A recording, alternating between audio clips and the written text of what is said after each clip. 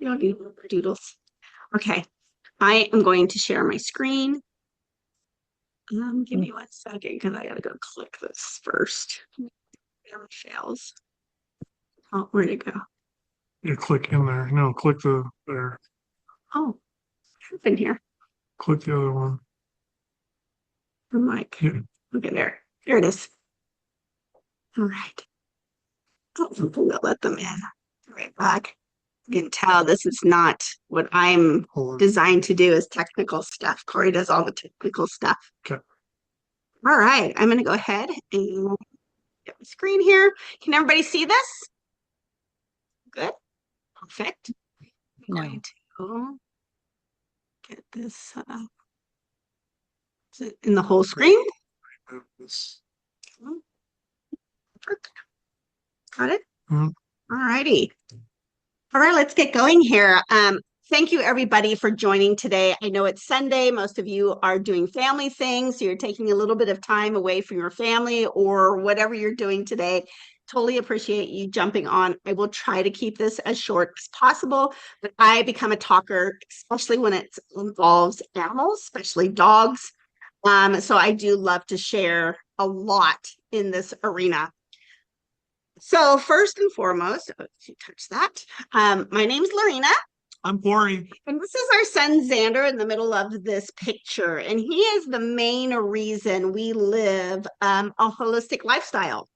Um, he's 22 now, but it's 20 years ago. He was diagnosed severely autistic, and we found out through our holistic doctors and so on and so forth as we move forward that he was actually vaccine injured.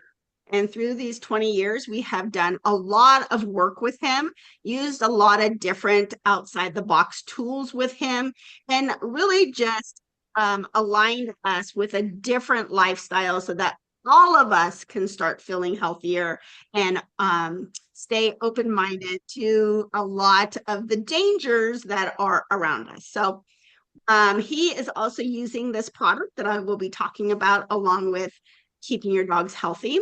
And it really has changed him a lot, meaning he has gained a lot of areas in emotional connection, which is really hard on the autism spectrum.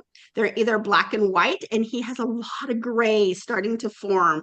And we love seeing more colors coming out of him just because it's difficult for him to really express how he's truly, truly feeling. So I'm not going to really talk about him today, but I just kind of wanted to share why we are here. But let me share why we started really diving into animals and keeping them healthy. So, and I always like to jump in. I always wanted a golden retriever. Always. And we talked about that when we even got together. Like when you were getting dogs, she had dogs growing up. I had a dog growing up, and we got together. We're like, family bred dogs. I'm like, I really want a golden retriever. And so we found one. We found one in the classified ads of all places. Yep. That's how long ago it was, right? And so we got it from the family, and I'll let you finish the story with that. But I just want to interject. It was my idea. Damn it. Yes, Corey. Okay. Okay, so we bought this dog. His name is Rocco. Came from a family, a military family that had was being stationed somewhere else overseas, so they couldn't take their dog with them. So we had found him and decided we would purchase him and raise him. And being a good dog parent that I thought I was, I took him to the vet and I said, well, the owners told me he was already to date on vaccines, but because they didn't give me records, he convinced me that they had lied to me. And I went ahead and I followed the protocol of vaccinating this dog. And I will share that in less than 2 years, Rocco was never like a typical dog. He really reminded us of Xander, overloaded, neurologically damaged, was not listening, could hardly sleep, was a picky eater. Just if you name it, destroyed everything. Didn't matter how much training I got. He was a dog that just wasn't a dog anymore. And before his 2-year birthday, Rocco had a stroke. We took him into the vet and they found a tumor on his brain and then he died. And that was when we opened our eyes because we had already Our Mm, eyes were already open at this point because of Sander, but we had already done what we had did, right? And then we had changed. I've always been a raw feeder for over 30 years, but I was still vaccinating my dogs within that period of time. It's been 20 years since we have no longer vaccinated an animal, and he's the one that opened that door for us. So today, this is myself and my Great Dane, Nova. She is like my spirit animal. And I am a small animal naturopath. I'm an expert in homeopathy for dogs, and I'm a raw dog food coach. Again, I've been raw feeding for 30 years. I'm also a natural rearing breeder. We breed Great Danes at this time. This is our pack here. So you can see we have two of the three Great Danes in the picture. I have a golden retriever, Darla. I have a flat coat doodle, a doodle in the back, Maggie, and then our stud, Frankie. And then this is our oldest dog that we have that now lives with my daughter. She's 14 years old, this dog here. It's a miniature schnauzer. She's never had a vaccine. She's never eaten kibble. She's never had any kind of chemicals whatsoever. And she's a spunky little dog that acts like a little puppy with absolutely no health problems because of the lifestyle that we have given to her. But in this last 6 months, we have given my daughter a couple bottles of the spray to be utilizing with her as she's aging. And my daughter keeps telling me, she keeps saying, Mom, I don't know what this is, but Ollie just keeps acting like she's younger and younger, like she is going up and down my stairs of my apartment, like she was when a few years ago, like she's just dashing all around. So I truly believe that this spray is helping in the vitality of our animals, and I am using this with all of my dogs today. If you are within my community, okay, or you are someone just like me that we are getting bombarded everywhere with all kinds of things from RX medications to vaccines to supplements. Like, who here can complain you have too many supplements? In the dog world, we also have like food. Food is a huge danger for dogs. And lots of different things like microplastics, spike protein, nano junk, they get bombarded more than we do. So let's kind of go over what a dog's lifestyle looks like in a typical home. First and foremost, let's talk about the food that they're eating. Most people don't realize what that bag of dog food really is. There's absolutely zero nutrition in that dog food. Now I want to pose a question because this always rattles my brain when I go to Costco. So at Costco of all places, right? You can buy a bag of dog food that supposedly has meat product in it for I think 50 cents a pound.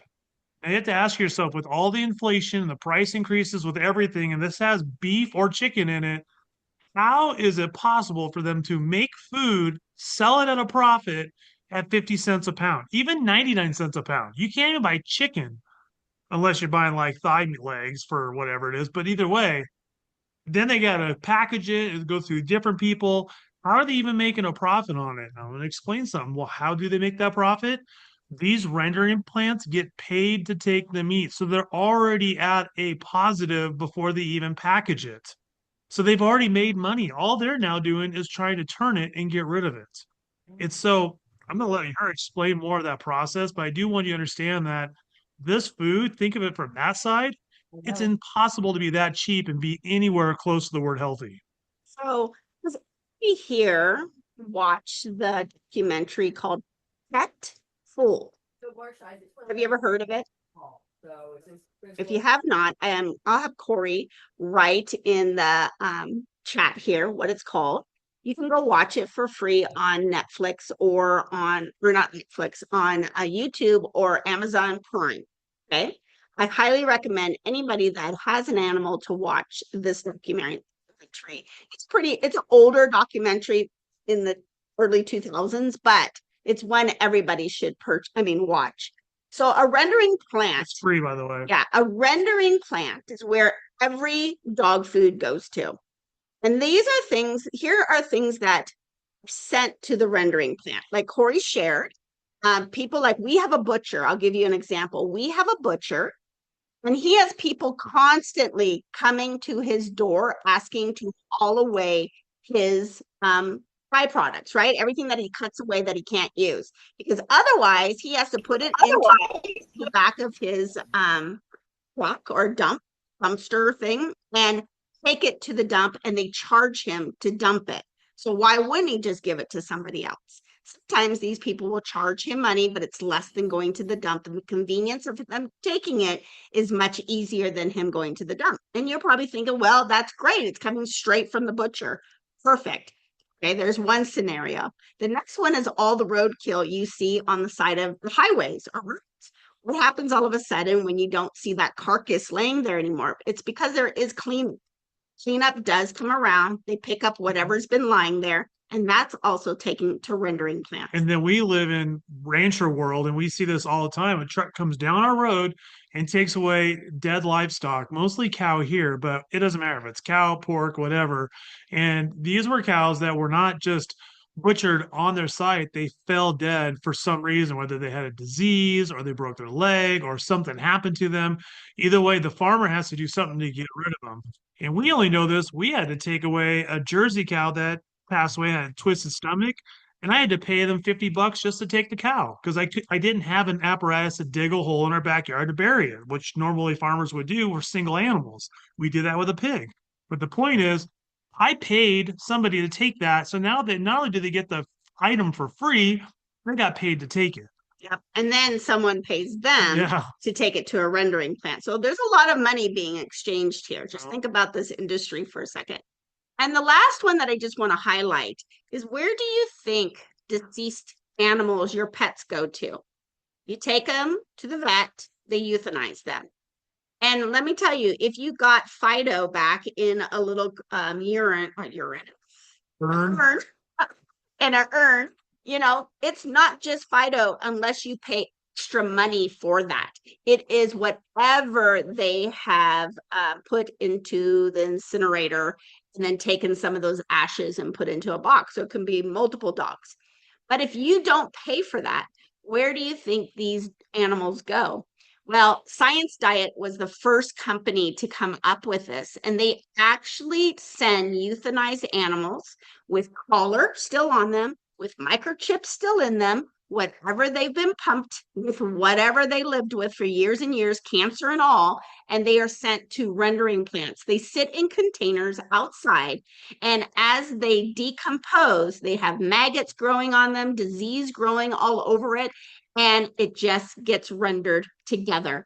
And we actually have footage in our Paws Unplugged group where a worker at pet store did a video of some Purina Pro, I think it was, where you can go scoop it and then weigh it and take it home. And there was actually worms like growing inside the dry food. So dry food is basically where dogs get a lot of worms from, and E. coli. There's lots of flavoring that's in the dog food world to trick the dog to think this is food. If they were really to know what this smelled like, they would not eat it. So a lot of excitotoxins is put onto these particular foods to make them smell like it's food. You can click it because it's not clicking. Thank you. The next one is vaccines. I'm always going to talk about how vaccines, one of the leading causes of dogs' compromised health. In today's world, if you did not know this, and a lot of people don't when I talk to them about this, is that the veterinarian pharmaceutical industry is protected by what is called proprietary formulations. The USDA nor veterinarians get full literature on what is inside a vaccine. They'll get some ingredients, but not all. So that is why a lot of us are now really honing in onto the mRNA or the sRNA or the RNA, like all the abbreviations they like to put out there for technology today. I truly believe since 2023, they have been putting some form of RNA into the dogs' vaccines, because in my world where I'm helping a lot of dog parents, dogs are getting cancer at early ages. Dogs are dying suddenly, just go to sleep, not waking up. They're only 2 years old. heart problems, diabetes, you name it. Dogs are just sicker today than they ever have been before. Yeah, no, it's crazy. And we're in a bunch of different dog groups, like not even our own, just for certain breeds and whatnot. And it's not breed specific, but I can tell you the few that we are in, it is a common occurrence. Obviously, the larger breeds, like with our Danes, it's two, three, four. When you get to like golden retrievers, it's I always say it's four, five, six. But the story, they get dying or getting cancer. But the story with like a golden retriever, and it's easy to refer back to, they used to live 18 years eating a crap diet of whatever was in a kibble bag 40 years ago. So it's mostly like horse meat before they took that out. Even then, when they switched it, they didn't have all the other ingredients, and the rendering plants weren't so bad, but they weren't over vaccinated. If they even got a vaccine, most dog owners didn't even vaccinate in the early 80s. Most But dogs are eating scrap. and they were eating scraps, and then they got fulfilled with like Alpo or a can of food, right? 18 was the average age a golden lived to. Now, if they see eight, they're doing good. You hardly ever even see a golden retriever even make it through 10 years old. And if they are 10, they look like they're 25. They are weathered and beat up. So that's what's sad with these dogs these days. Yep. So my suggestion to you, and you might have questions later, is don't vaccinate. Raw feed your dog, don't jeopardize their immune system, and let them be raised as close to nature as possible. And when we get done here, we'll put the link to our group. So if you're not in our group, you can definitely go join it. Yep. You want to talk about this one? Sure. So there's two sides of the story of this picture, right? You have RX medication on one side, you have supplements on the other side. We already know RX is bad. I mean, RX is a petrochemical pharmaceutical that is designed to go into your body or the dog's body, release whatever the toxins are in it to hopefully fix whatever you're trying to fix, right? Whether it's an infection or another illness with them or whatever the case may be. But the problem is most people get on these RXs and they try to get on for like life, which is crazy to me because literally you're just pumping chemicals and oils and everything else that are really synthetic. Your body is not designed to take in. Super harsh on the dog. Well, even on the synthetic, I mean, on the supplement side, you got the most organic, natural supplements in the world for dogs. The problem is that it has to go through their systems and they don't break them down like humans do. Dogs don't have the ability to take in these supplements and really render them through and isolate them out to put it into their body to actually have them utilized where they need to be utilized. And so it causes a lot of stress on the liver, it causes a lot of stress on the kidneys, and they really go and start breaking down. So we always recommend never give any like supplements or RX unless absolutely necessary. I'm not going to say there's not a reason to give an RX. If they have an infection and you can't take care of it with something, might need to get something for them. But I'm also never going to say, go ahead and get on ivermectin because they got the C. That's just, I mean, I'm not a fan of that. So the big thing is with dogs, they're best left to diet and nutrition for any issues that they're going to occur within their life. And they won't have issues that way. The reason why people turn to this is because they cause the issues through dietary reasons or injections. Yep. So this is just a typical human. We're over supplementing our lives with so many things today. Do this, do that. This is better. We need this. You need to drink that. I mean, the list goes on and on. And even with myself, I had PTSD before. Cabinets of regret. Yeah, I really did have cabinets with regret. I mean, thousands upon thousands of dollars just sitting there because it no longer worked for me. Oh, sorry. So let's talk about some of the chemicals and things that are in our environment that we actually have no control over. We have microplastics, we have heavy metals, we have spike protein, we have vaccine sheddings, we have nanotechnology, we have pesticides and herbicides, we have artificial flavorings and colors, you name it, EMFs, GMO residue. There is so much pollution everywhere that we literally can't hide from it. And it starts getting stored in our bodies, especially in our micro vessels in our bodies. And when this happens, our detox pathways just cannot work for humans and dogs too.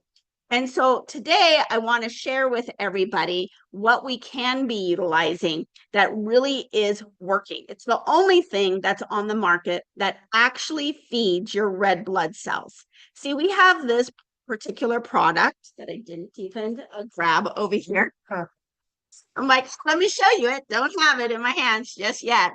Um, so what this is a sublingual spray that you can spray directly into your animal's mouth, or you can put it onto their food. I highly suggest not putting it into their water. I have found none of my animals will drink their water with this in their water. And the reports are hardly anybody else's do either. Yeah. So open my dog's mouth and spray it right into their mouth. Had no problems. Actually, my dogs come to this and start licking it the moment I take the cap off of it. They absolutely love it. And the reason I feel they love it, just like us humans start loving it too, is because when we are saturating our red blood cells with the molecules coming from 44 different plants, it is embedding new intelligence into our red blood cells that are now regenerating with this new intelligence on it, so that when it's reproducing itself, it is getting new blood memory, new blood habits, and less blood toxicities as it continues to regenerate into our body. Allows better circulation and oxygen to be held so that it can scrub away at those micro vessels that have a lot of plaque and built up there. That is where everything starts to break down in our body. Blood is not flowing properly. It's dirty. So our detox pathways start clogging up. This is where we start having inflammation, brain fog, aches and pains, heart condition, strokes, you name it. This is what starts happening when our blood is not flowing correctly. And this is why our dogs are breaking down faster today than ever before, because they're bombarded with so much more because of these mandates they tell dog parents they have to do. And until we say no more and we take charge and be our dog's biggest advocate, this is a product that's going to really start giving them life back again. So, who's this product for? It's for everybody, anything that has blood. If you're pregnant, newborn, to old age, to animals, this product is the product that's going to get your blood to work again, because really blood is life, right? It's in the Bible. It says it even in the Bible. Your blood is life. So here are the ingredients that are in this particular product, iHercules. You may see 44 different plants here, and you're like, ooh, I'm allergic to this, or I'm allergic to that. Please understand that this is not full plant serum here. This is each plant here. We take 1 to 3 molecules from each plant. So there's absolutely no protein, no enzymes, and no allergens within this product. What I really appreciate is this formulation is put into a fermented plant base. Even though the last ingredients will say food grade ethanol, there's absolutely no ethanol in here. Unfortunately, with the FDA, that was the only category that the company could pick for fermented plant base.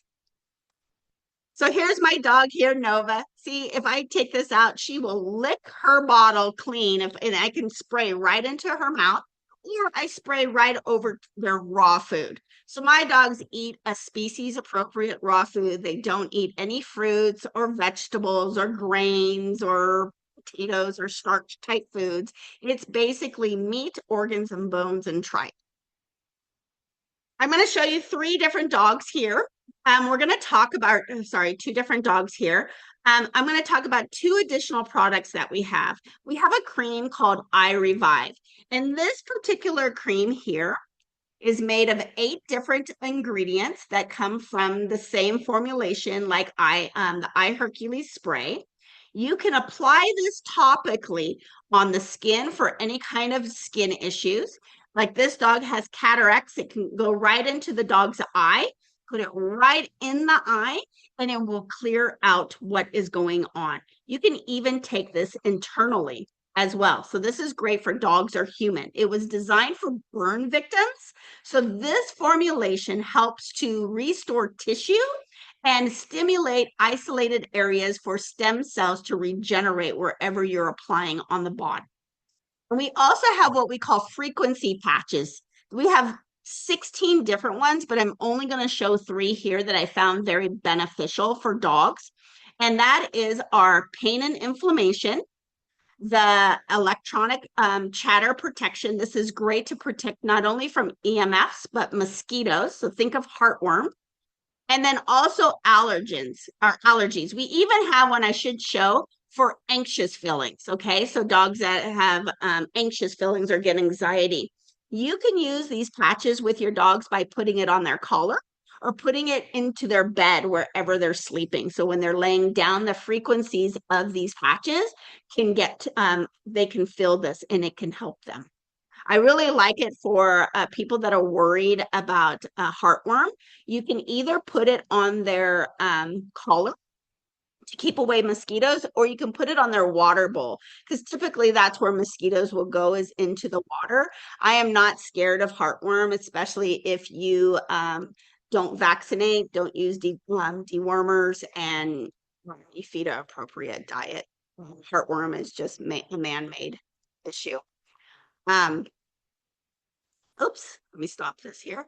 This is what I'm going to show. So this is one of my clients' dogs. She had hired me on to help her with her dog lunchbox. This is on June 20th. Okay. So on June 20th, I got a message and we're talking, and she was sharing that lunchbox was very lethargic, was hardly moving. He was no longer eating, and he was very swollen in the face. So she was already made an appointment to go to the vet just to get him a diagnosis or to see what was going on. I immediately told her to fast her dog. Like, we're going to fast your dog for 72 hours. Go ahead and take it to the vet, see what happens.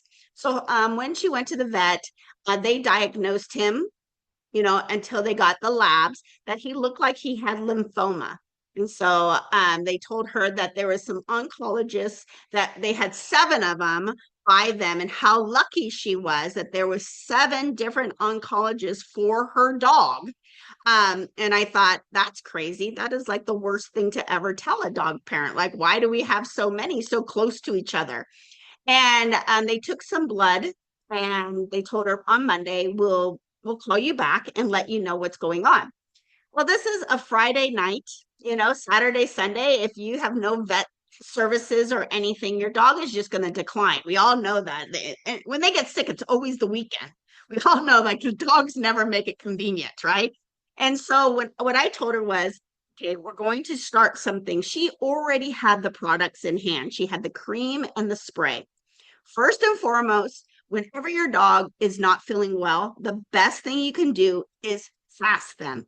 Now, if you're a kibble feeder, there has to be some additional transitioning things that you have to do for a dog that's on kibble. But he was a kibble eater, and I didn't care. I said, fast him for 72 hours. So I'm going to show you a little bit of the video and kind of walk you through it. So this is Lunchbox. Oops. All right, go back here. And you can see he's just, breathing heavily. He's showing me his mouth. Look, he looks like he's limping, like something's wrong. Oh, and by Sunday, this is Lunchbox moving around. Happy, happy, happy. His paw, And now shoot, stop doing that, Lorina. Sorry, I'm hitting the wrong thing. So I'm going to give you a little content here.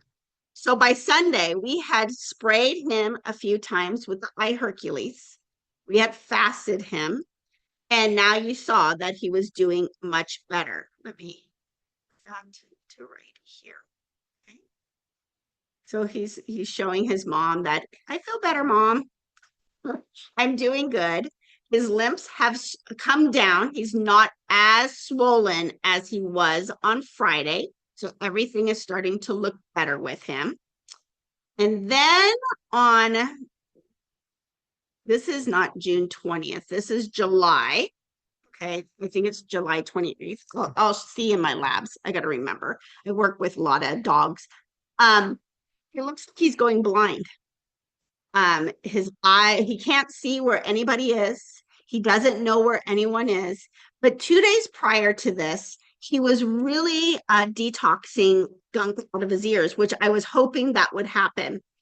And when that started to happen, 2 days later, even though he's eating, he's drinking, he's normal, he can't see.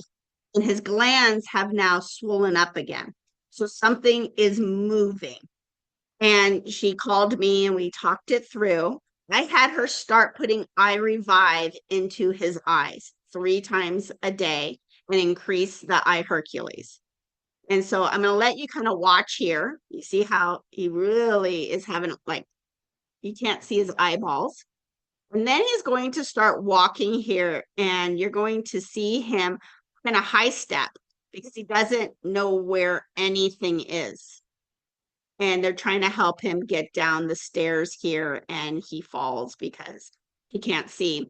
By the very next day, as we're doing more protocol, I had her add in some homeopathy because I feel like homeopathy helps very well with dogs. And so I don't want to say this was just the eye Hercules and the eye revive, but I think it was a main component to help. Very next day, he can see again. His eyeballs are fine. He's running around to everybody, and then he's able to go down the steps perfectly. And he's a happy dog today. We just love Lunchbox. He's a good boy. Here are the labs. So the one on the left is June 20th. You're going to see a lot in the red, right? A lot of the red markers. And look at the one on the 28th of July. This is when he went in when he couldn't see. Only one is in the red. That was kidney support. So I'm not too worried about that. He's just moving some stuff and the kidneys, a little stress, which happened. If liver was on there, I would have thought the same thing. Perfect. His liver's dumping. So it means that there's going to be a little liver stress going on here. He is just doing fabulous today. Here's a couple of different more just science things. This is my particular lab for Epstein-Barr in December of 2024. Again, when I tested, it was still reactive of 8 plus. On May of 2025, after 2 months of being on iHercules, my numbers started coming down for the first time in 3 years. And I know today they're even lower. I just haven't taken my test again. And then the one on the right here is from a live blood analysis practitioner. The bottom image is of her blood.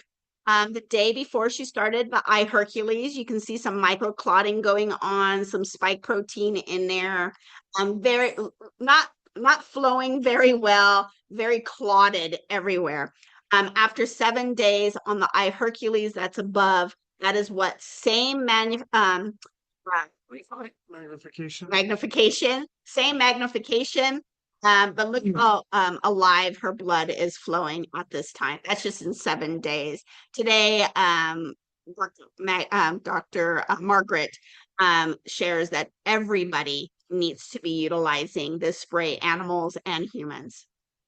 So how do you use it for a dog and a human? Well, for a dog, it takes 3 to 4 months for their red blood cells to recirculate in their whole body, where humans are 4 months. Dogs, it just depends on size. And so dogs will take 1 to 4 sprays. I have a full pet protocol that's available to anybody that purchases the products. And they're able to follow the protocol themselves, or you can reach out to me and I can tell you. For humans, you're going to do 4 sprays 3 times a day. And so these are the 2 different packages that I'm sharing today. The one is 40 days. This will last your dog longer than 40 days, but you and your dog could start together. It would be 1 bottle probably, or maybe 1 to 2 bottles a month for your dog, where you would be 3 bottles a month for the first 4 months. And then both would just be 1 bottle a month after that. So the second package there gets you some cream, 2 bottles, and a patch. If you wanted to really like test a patch out because you have a dog that has anxious feelings, or you live somewhere where there's a lot of ticks and mosquitoes and fleas, we would just talk, or you would talk to the person that brought you here to figure out which one you could start with. So I think that's it for me, the slide. So, so thank you. Right. I got through that as quickly as I could. I hope that you learned a lot of how you could utilize these products with your animals. Um, we're going to go through some of the questions, but if anybody has a question and you want to ask right now, you can unmute yourself and ask any questions. It doesn't even have to be on the product if there's another question you may have. Fleas and ticks. What do you do for fleas and ticks? What you do is you feed a species appropriate diet. That's what you do for fleas and ticks. First, you get your dog not to smell like it's death to insects. Okay. They will attack something, smell like it's dying. The second thing you can do, you got to be proactive in this. All right. And this is as a dog parent, when you live somewhere where there's a lot of fleas and ticks, you got to take care of your dog every single day because of it. You can use food grade diatomaceous earth and you could sprinkle it onto your dog and take a comb and just go through your dog every time you take them outside and do stuff. You're just going to have to deal with it during heavy seasons for either or. Another thing you can do is treat your environment. Yep. By treating your environment, I'm not saying hire someone and put pesticides into your, on your land. I'm saying there's a product called mosquito barrier. Write it down, mosquito barrier, and you can look for that on Amazon. Follow the directions on it. You use it twice right before season happens and in the middle of when season is happening. And if you're in a peak area, you can use them more than twice, especially like a lot of places Like if it rains. New Jersey If it rain, and it yeah. rains a lot, like once it rains a couple times, it kind of washes away. Mosquito barrier is the most potent, concentrated garlic you'll ever smell in your life. And that's what keeps them away. It's definitely for mosquitoes, but it can be used for other pests because they don't like the smell either.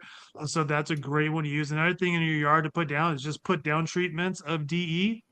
Sprinkle it across it. It'll make it look like you're That's got a white dusting across your grass. It's diatomaceous earth. But what that does is it kills off the eggs and it's an ectoskeleton killer for fleas. So it's like pouring acid on them. So that's another big treatment to think about utilizing. Even on the dogs, you can put a little coconut oil on them if they're really getting attacked. And also during flea and tick season, this is the big questions that always gets asked to me. And there's not one answer. That's what I want to share with you. It's not just one answer. Every region's a little different. But you can put food grade DE, diatomaceous earth, into your cat's food, into your dog's food, depending on what they weigh. There's a variation in our group. We talk about how much you can put into their food, but you can do this once a day. If it's heavily populated with fleas and ticks, you want to do it twice a day, and you would do this during season and then lessen it out of season. But that just helps for your dog's own health, for worms and parasites that might be going on that may be contributing to a health problem. Because just know worms and parasites are not a bad thing. It's just when they get overloaded, they can become an issue. But also, if it is an issue, your dog is smelling like rotten food and it attracts those types of issues, right? Fleas and ticks. Okay. I also have a question. That was me. I'm Elizabeth Chase, and I was wondering because my dog, he's a rescue, and he was abused, and so I'm hoping that this product can help him calm and those kinds of things. I'm sure there's other things I can do as well, but food is going to be your number one thing because there is no okay. So think of it this way. If you feed a kibble, and I'm not here to shame anybody, okay, because we all have to start somewhere. But if you feed a kibble, it is dog cereal. Think of it that you are feeding your dog cereal every single meal. And in that meal, there's a lot of excitotoxins.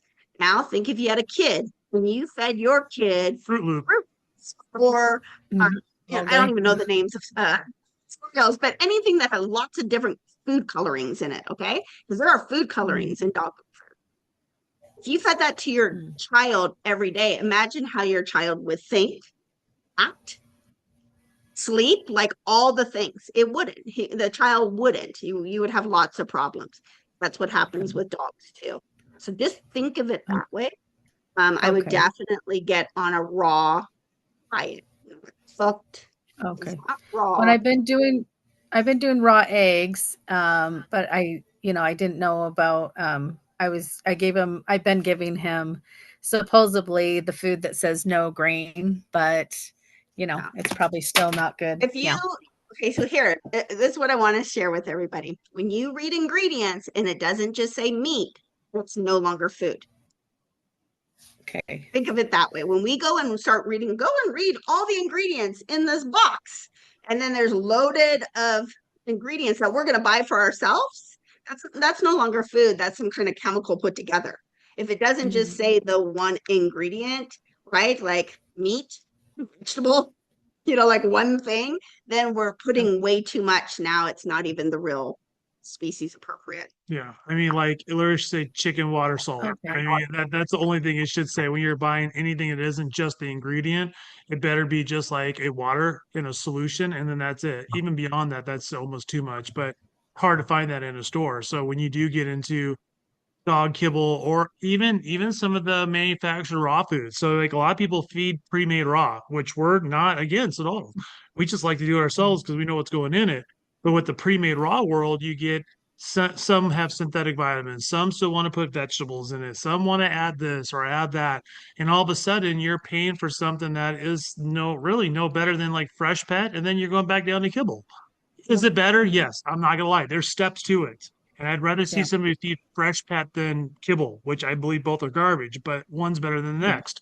As you ascend up the ladder, we want to get to where the dog's only eating the one ingredient, which is like a whole chicken with the organs and the meat and the bone and all that. And so that's what's going to help your dog It's live its okay most optimal life.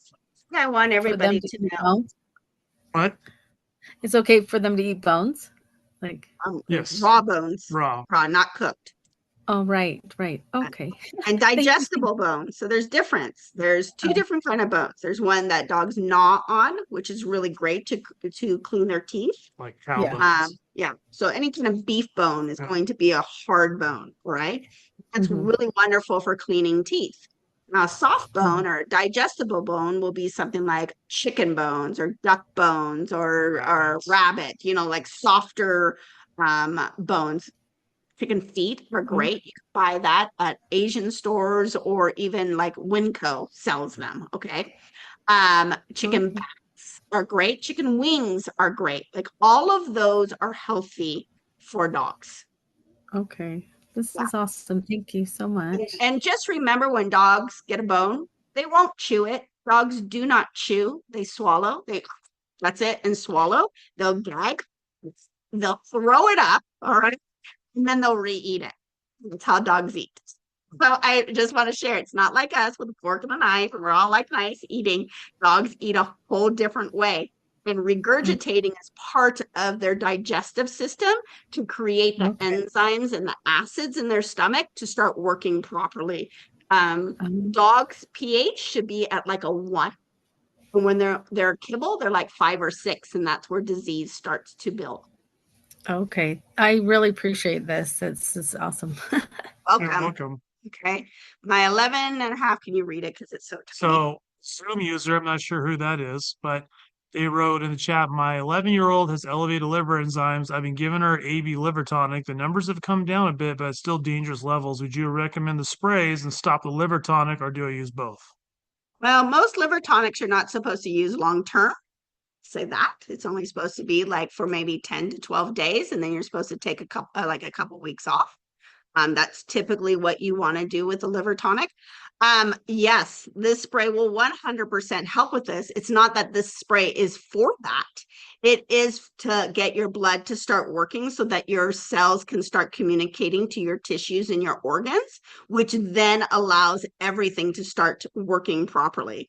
So like when I got tested with my Epstein-Barr, this last time, my liver enzymes were off the charts, and a Western doctor would think that my liver was going into failure when actually I was detoxing for the first time.